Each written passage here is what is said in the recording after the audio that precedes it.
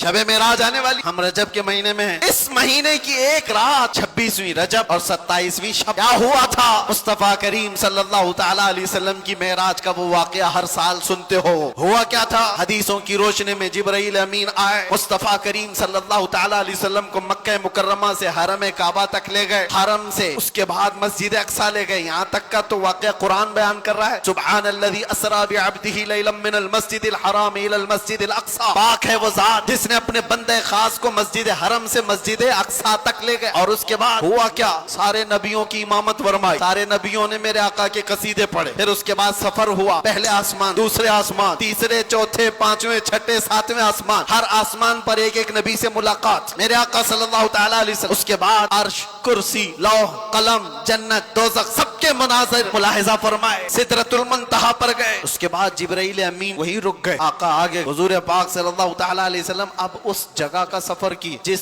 जगह का नाम ही नहीं, लामका, उसको जगह भी नहीं कह सकते। जगह वो है जो कायनात के अंदर में, वो लामका, मका ही नहीं, और उसमें सिमत भी नहीं, ना पूरब, ना पश्चिम, ना दक्षिण, ना उत्तर, कुछ नहीं। ये तो वहां है जहां सूरज निकलता है, और उस जगह मेरे आका गए जहां सूरज नहीं, चांद नहीं, उसके आगे पहुंच। और फिर वो एक ही मकाम कुर्ब था, मेरे रब्बे जुल जलाल के हुजूर, रब तबारक व तआला के हुजूर गए। और कैसे? काबा कौसैनी औ अदना, दो कमानों से भी कम का फासला रह गया था।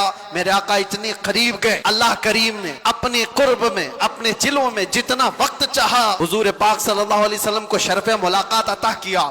बाद में फिर हुजूर आए। बयान करने में इतना वक्त लग रहा है, मेराज का पूरा वाकया भी नहीं, समरी बयान कर रहा हूँ, खुलासा। और हुजूर रब ताला के हुजूर से तोहफा भी लेकर के आए, पता है? 50 नमाजों का। मूसा अलैहिस्सलाम मिले, कहा 50 आपकी उम्मत नहीं पढ़ पाएगी, कम करा लाए। गए अल्लाह की बारगाह में, 5 कम कराए, फिर आए, फिर 5 कम कराए, फिर आए, फिर 5 कम कराए। 9 बार बार बार बारगाह रब्बुल इज्जत में जाते रहे, आते रहे, आखिर में 5 रह गई, फिर आए। सोचो ये बयान करने में इतना वक्त लग गया, सिर्फ छोटा सा समरी और खुलासा।